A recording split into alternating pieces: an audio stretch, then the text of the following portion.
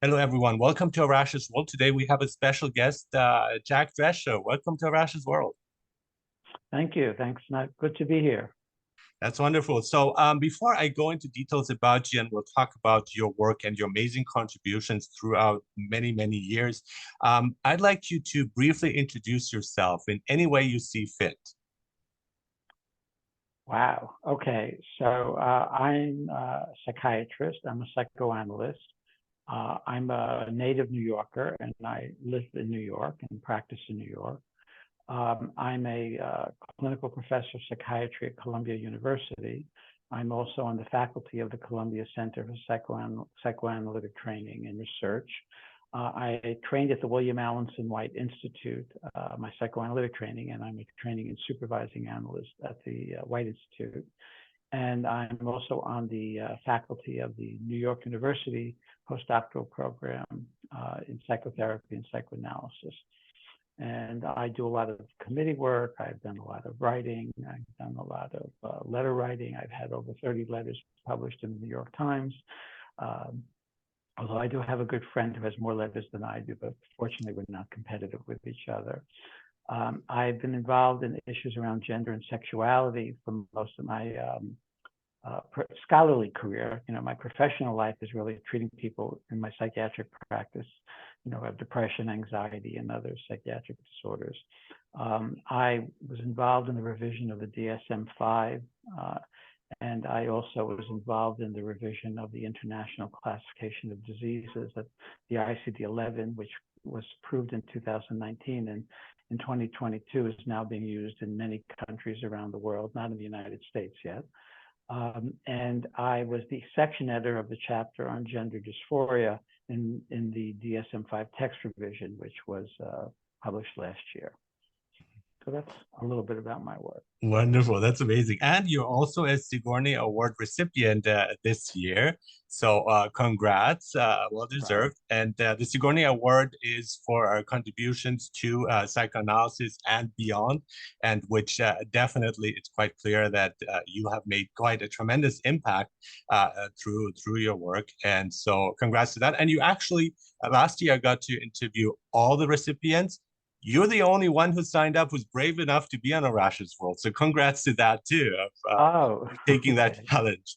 But I want to talk about psychoanalytic anxiety here, and especially related to gender identity and experiences here of where homosexuality as well, and all that. And I find it quite interesting because when people who experience that difference with others, they feel like society does not accept them, and they have to, and parents don't accept them in many sad cases. So they have to hide. And I think, as from a point of view of psychoanalysis, something I'm fascinated with, what effects does that have on the psyche of someone who's experiencing that kind of distress? And maybe we can talk a bit about that. Sure. Before I just wanted to say I neglected to mention in my introduction, yes, I am one of the recipients of this last year's Sigourney Award, and I'm very grateful to the Mary Sigourney Trust for giving this and recognizing my work. It's an honor to have been nominated. Just I have a voice in my head that says you shouldn't talk about your honors. It's sort of it's not my first reflex. So sorry about that. But the other thing is, having to hide your sexual identity, having to hide your gender identity because you think people around you are not going to be accepting of it. Colloquially, we call that being in the closet. Mm-hmm. And it's a way to try and protect oneself from, first to try and protect one's own self, because, the closet really begins like intrapsychically as an activity that's being done. There's a term in some fields of psychoanalysis called dissociation. It's kind of a compartmentalization and trying to not know something you know about yourself at all costs. So that's a very common story people tell retroactively when they're in treatment as adolescents or adults about how they had to hide, and then one day they couldn't hide anymore to themselves, and we call that coming out to the self. And that's a moment when you have less dissociation and a little bit of integration of a feeling that for the individual would have been unacceptable in the dissociated state. Yeah, and there's a lack of a healthy development in terms of emotions and emotional rapport, and especially because you cannot show that openly your encounters with a partner, for example, within society, or even like tell your parents. So there's like that element is like I'm always like you always feel like I have to cover up something and not be able to show who I really am. And so basically, you're creating a persona, and you're wearing a mask. And I wonder, like, what effects does that have later on throughout life? Because as teens, we want to show our experiences, we want to be with a person, we want to show our affection to others. And at this point, in many cases, it's gotten much better, thank God. But when we look at it, it's still like it's pretty tough emotionally, psychologically, mentally for people who have a different sexual orientation. So I had two reactions as you spoke. The first thing that I thought of was, we don't know what the exact number of LGBT people are in the United States, but estimates run around 2 to 4% of the population. We do know that 1/3 of homeless youth are LGBTQ, and that is completely out of proportion, to the number of people in the population. And the reason they're homeless is because they're either thrown out of their homes or they run away from home because they know they won't be accepted at home. So that's a fact. Yeah. That's a statistical fact.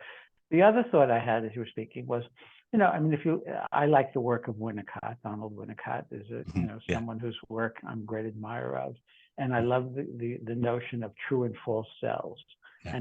And in many ways, all of us have to develop, regardless of our sexual or gender identity. In Winnicott's theory, all of us develop a false self-presentation as a way to adjust to the expectations first of the caretaker and then of everybody else. Mm-hmm. And so, false self-presentations are common all the time in everybody. But the full self-presentation that is required in the closet is a little bit more stressful.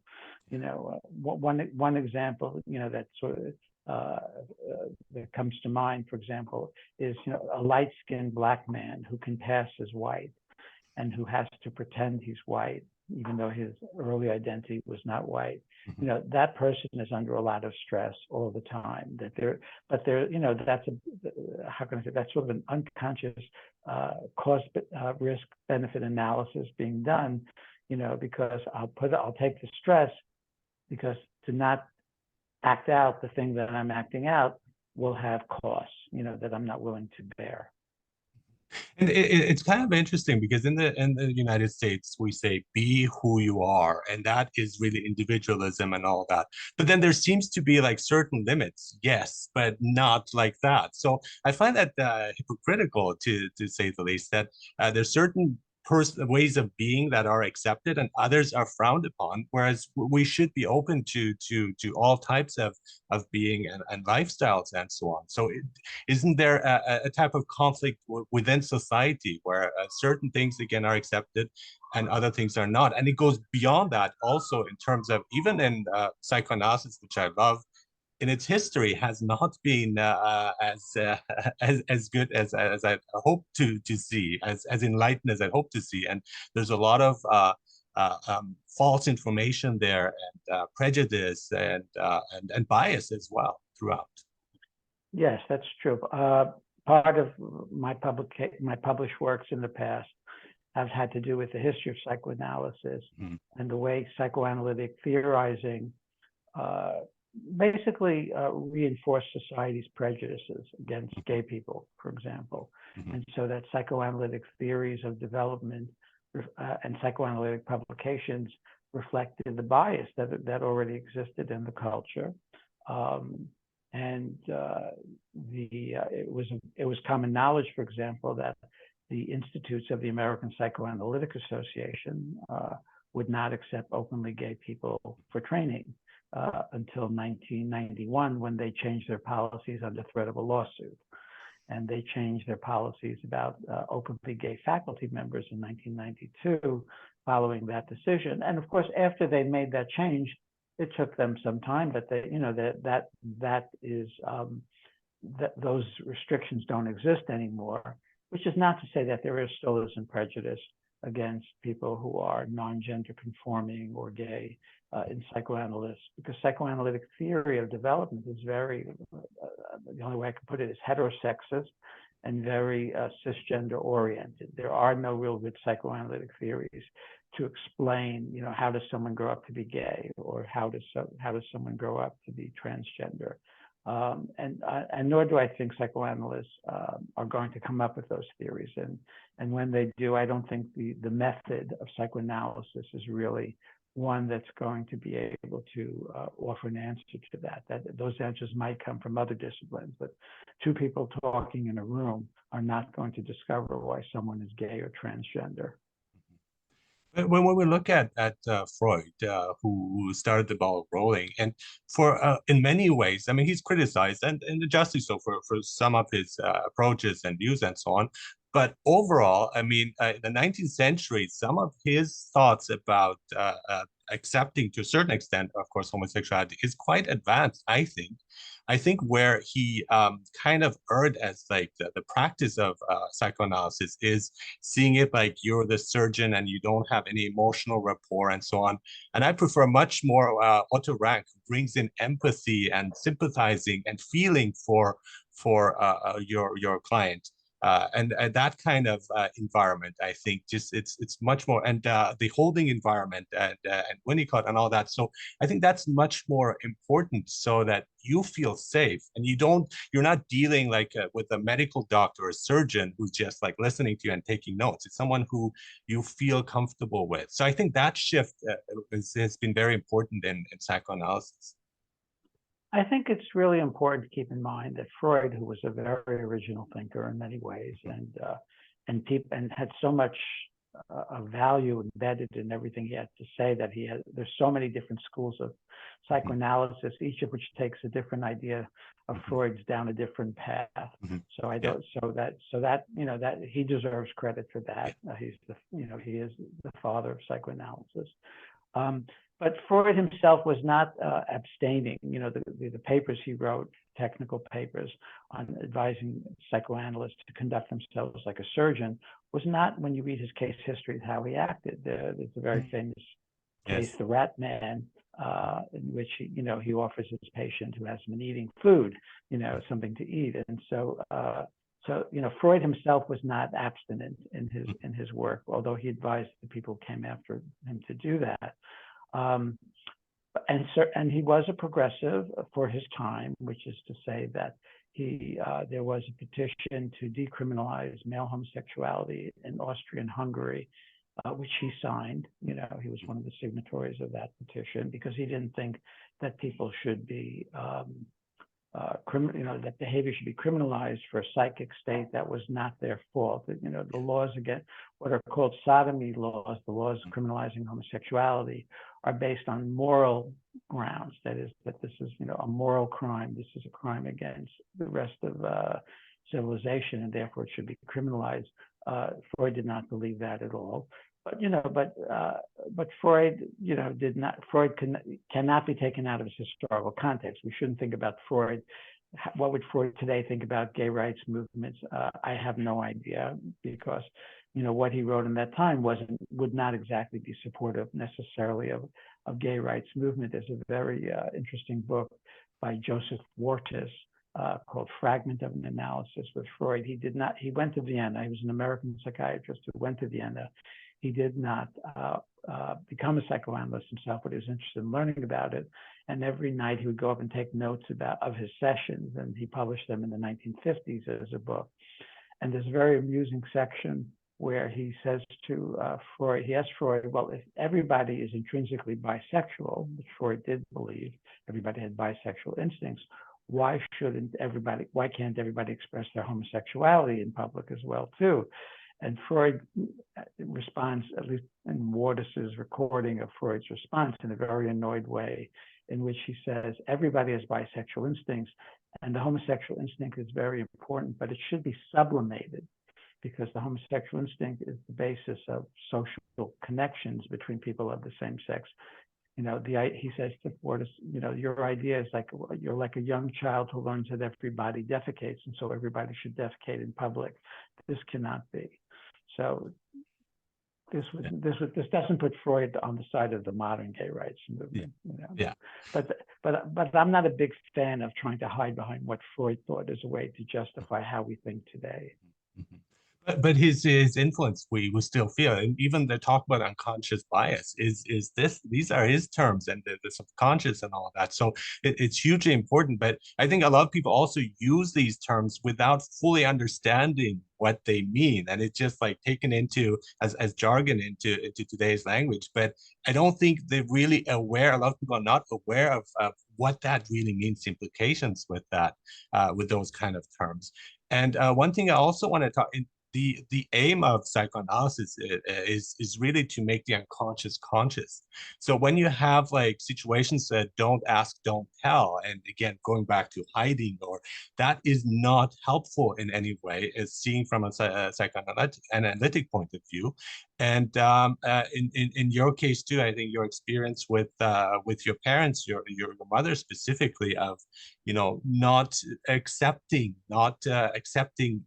you with your sexuality, right? So that's something that you would pretend that it's not happening, and the issue of gay marriage then really helped to, in a way, normalize it, so that others would accept it too. And I watched a video about how you talked about your experience with growing up and dealing with these conflicting emotions, and sad that I find as a parent too, that there are many parents who do not accept their children. And so in that sense, a lot of them are driven off and driven away from the family, which should be that supportive and holding environment, but it fails to do so in many ways.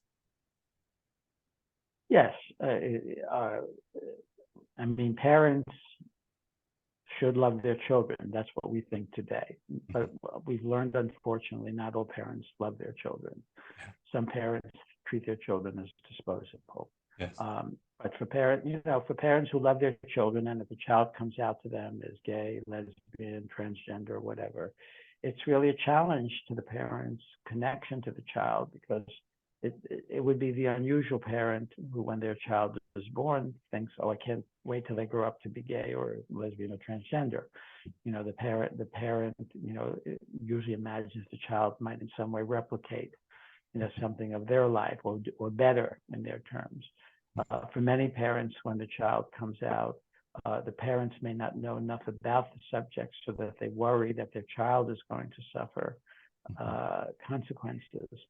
The problem is if you're born into another kind of minority group, say you're born Black, your Black parents will teach you how to deal with white people's prejudices.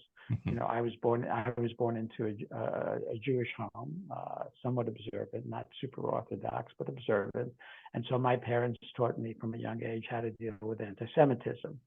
But when you're born gay, lesbian, or transgender, you're born into the enemy camp. That is, your parents have all the prejudices of the wider world, and they may not necessarily know how to teach you how to manage those prejudices. And so when I consult with a lot of parents whose transgender child has come out, whether adolescent, adult, or even younger sometimes, and their main concern is the safety of their child. And because they don't know how to negotiate that in the wider world, and they don't know how to teach that to their children. So that many parents who love their children, who don't want to reject them, really, that's what they worry about, that somebody else is going to hurt their child. Mm-hmm. And it goes back to the definition of normal too. For me, I've always like what is deemed normal is the norm.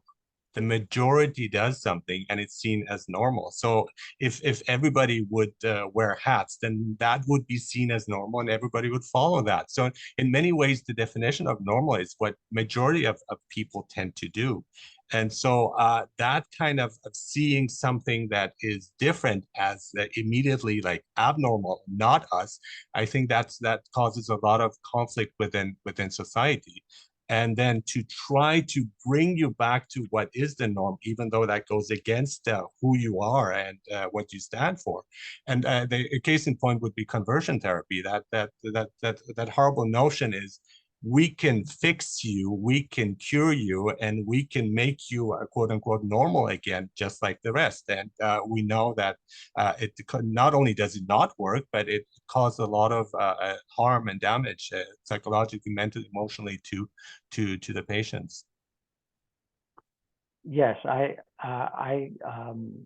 began writing about conversion therapies in the 1990s, when the general wisdom at the time was there was no harm in trying. That was pretty much what people thought. But I was seeing people in my practice, gay men who had been in previous treatments, conversion therapy treatments, from a variety of perspectives, some psychoanalytic, some religious. And I saw people were harmed by efforts to fit in to the expectations, their own expectations too, but their own expectations as influenced by where they grew up and where they came from. And that was really hard, and they tried very hard and they were very motivated. People tried it for years. And one of the pitfalls of these conversion therapies is often the therapist would tell the patient that it was their motivation, which would be the major factor in change. And of course, when the treatment failed, as it usually did, the patient blamed themselves, not the therapist or the treatment, because I must not have been motivated enough, or in religious treatments, my faith must not have been strong enough. And so people would feel worse than when they started. Some of the patients I saw reported feeling depressed and anxious and suicidal. And in addition, many of these patients during the course of these so-called treatments were encouraged by their therapists to marry into heterosexual marriages. I'm talking about people, I saw in the 90s and 80s. And they were motivated to get married and have children, which they could do because even gay people can have heterosexual sex if they try hard enough. And so they would have children, and then the marriages would fall apart when it was clear that the person's sexual orientation was not going to change from the so-called treatment. And what do religious families do when they, divorce? A lot of religions frown upon divorce. So these are therapists who meddled and made more trouble for people than they helped. Yeah, and I watched a documentary on that. I was surprised to find out that a lot of quote unquote ex-gay people were pushing that. So it seems like they're like offloading a lot of their own frustrations and trying to say, okay, now you go through these experiences. And I was surprised to see that there, as well as just in general religion. And we talk about Christianity because that's our experience, but there are various other religions, Islam, which does not accept homosexuality and criminalizes it in many ways. And so, which if I look back to again, we talked about Freud, another person I admire is Jesus. And I think if I look back to him, his openness towards children, prostitutes, lepers, and so on, I think, and again, I'm assuming, but I think he would be more open to people who are different, and because he did embrace them throughout his life and his teachings. But we've shifted in different ways, and I find that very concerning, actually, and surprising that a lot of the actual things that Jesus would say, the church does not follow or practice. Well, when we talk about Jesus, we've moved outside my area of expertise. I have to say that. Yeah. Yeah, but I think it's that kind of like certain views that are again limited, that we say this is how life should be lived, and again this is what you should be doing, and these are the rules and dogma. And I think that as individuals we want to not just embrace dogma and take that, follow up on it blindly, but really evaluate for ourselves. And for me personally, I think human rights should be more important than any dogma or religious creed. Well, a clinical example is something I've seen with people who come from conservative religious backgrounds. One of the things you have to do as the analyst working with such patients is you have to immerse yourself in the dogma. that they've been raised with, that it's really important that you understand, what they were raised to believe and why they were raised to believe that, and its importance and significance to them. And then the other thing that you do is you begin to try and introduce the idea that there is dissent within religious belief systems, that just because one religious group believes X doesn't mean someone who claims equal authority believes the same thing. We have many forms of Christianity, for example, and the reason we have that is that people have split, not necessarily over the homosexuality issue historically, but certainly they've split over other religious questions that have led to complete ruptures in major churches. So we as analysts, we like to help patients do that themselves.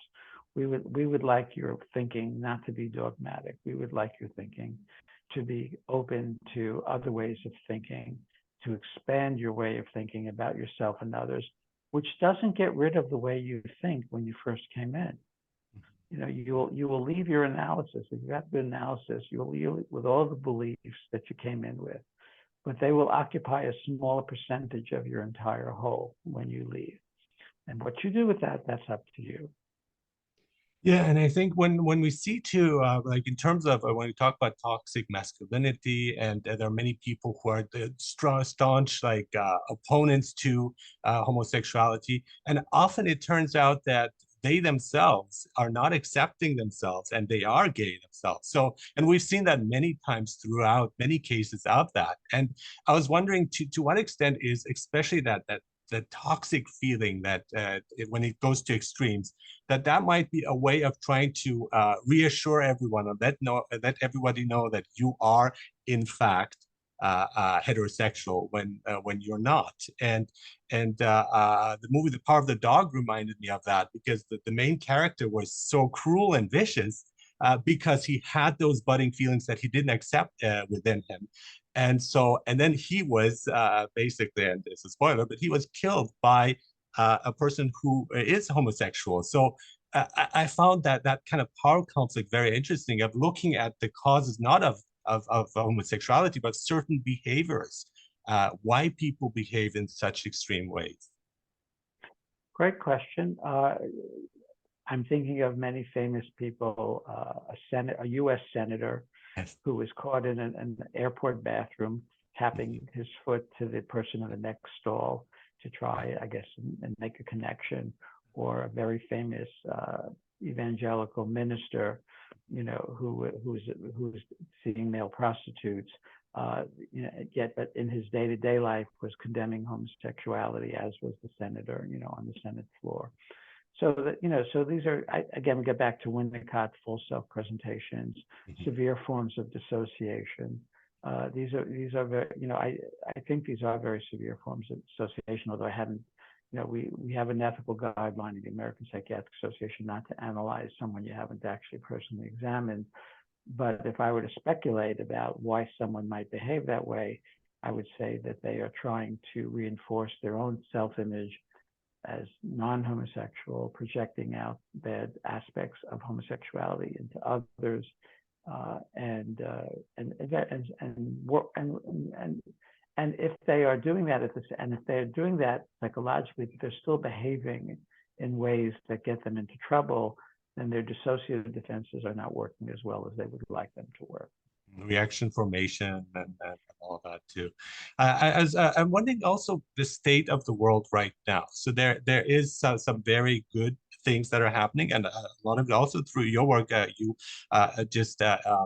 taking away the disorder and changing to dysphoria for gender, and that's again a huge advancement here. But what are you thinking of the state of the world as? Because it seems right now that it's very divisive, it's very polarized. It's something that's really coming out. So from again point of view of psychoanalysis, I find it fascinating, but also scary that a lot of the unconscious drives and emotion and so on. So the id, basically Freud's id, is coming out in society, and we're seeing behaviors and actions and words and misinformation and disinformation and conflicts and so on that before used to be probably concealed and hidden, and is coming free into the open, and it's very scary. It is scary. We live in very anxious times. Yeah. There's a war going on in the Ukraine, which has in the background the possibility of nuclear attacks, since one of the combatants has nuclear weapons and the other one is backed by countries that have nuclear weapons. And we don't know if that'll happen. I think there is a lot of anxiety. I think when we get anxious, we try to find the source of our anxiety. Sometimes, seeking a source of anxiety over things we have no control over. We might identify somebody or some group, as being the source of anxiety. So I think, for people on the political right in the United States, immigrants are a source of anxiety. LGBT people are seen as a source of anxiety, and the wish to get rid of them. Get rid of them. On the left, of course, we see anxiety in gun shootings, massive shootings and out of control gun laws, and the kind of and also the attacks on LGBT rights. That people see everybody as an enemy. Some people see religion as an enemy. The big problem I think today is an absence of dialogue between competing views that may seem irreconcilable. And for some people, and we'll see tonight is the State of the Union address, and there will be people perhaps who are Republicans because we have a Democratic president who will, behave badly as they have done in the past. And they will do so because the idea that we would talk to each other in government is not why they were sent to Washington. Many of them were sent to Washington to take the thing down. So you can't take the thing down if you're talking to each other. If you talk to each other, then you're automatically inducted into the swamp, so to speak. So that's a problem because it means that we really, we're a country of almost 300 million people. We have to talk to each other. There's no way we can't talk to each other. And we're not doing that very well right now. Yeah. And I want to build on that before I just remember the dream, and but psychoanalysis, we'll talk about dreams. I was in the Congress, US Congress in my dream, and I saw how they operated, and they were shouting at each other and so on. And I remember thinking, we elected these people to run the country. And so I found that I was like shocked. I was like, these are immature people and they are running the country. So again, that was quite interesting. But it makes me think of George W. Bush when he said, you're either with us or you're against us. So I think it's really like seen like that. You're either on this side or on that side. And there is no gray area. There's no compromise. There is no dialogue, as you're mentioning. And in many cases, not enough freedom of speech of really like sitting down, talking about things, being open and sharing things and disagreeing with each other. But I find it's like really like it's one or the other. And we're neglecting like looking at the middle ground as well. Yeah, there are some people for whom compromise is selling out or even treason. That you shouldn't compromise or something. And maybe there are issues where there should be no compromise, but unfortunately, not everybody agrees on what those issues are. And so the result is, we have polarization and very radically different views of, what it means to be an American, for example. But I don't think that's happening only in the United States. I know it's happening in other countries as well. There is, and I think that has to do with I would say, I don't know the answer to this. This is just me speculating, and of course, but I think that we live in one of the problems with the internet is brought more information into everybody's homes than they can actually manage. To integrate into themselves, and the difficulty integrating in the flow of information can only make people anxious because there is false information out there. So how do you learn to separate, facts from false information? It's hard to do, and nobody can do that 100% because, we will always hear the information that agrees with our pre-existing beliefs as true until proven otherwise. So that's a problem. It's the element of self-censorship too, that a lot of people are not, they're scared of doing something or saying something, and that's not helping creativity. That's not helping like advancing in society, coming up with good ideas, because you're always kind of double checking yourself and second guessing yourself. And I don't think that's an healthy environment. So that's why, like, when you would be in treatment, in psychoanalytic treatment, you feel like, you can express all parts and any parts without being judged.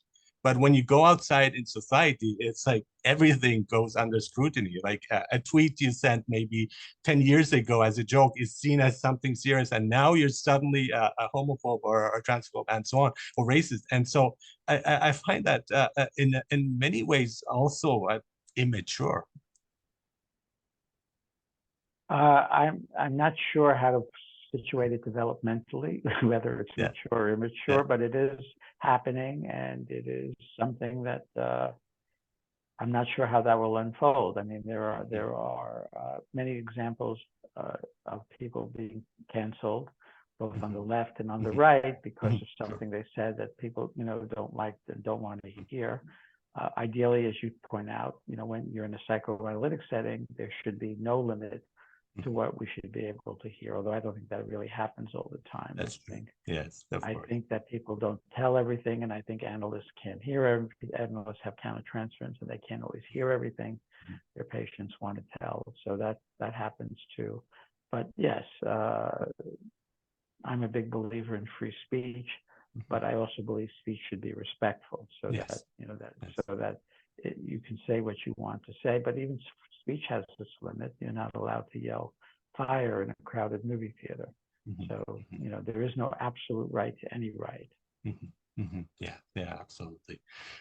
Thank you so much for an awesome discussion, Dr. Jack Drescher. You are the Sigourney Award recipient, psychiatrist, psychoanalyst, distinguished life fellow of the American Psychiatric Association as well, and many, many other things.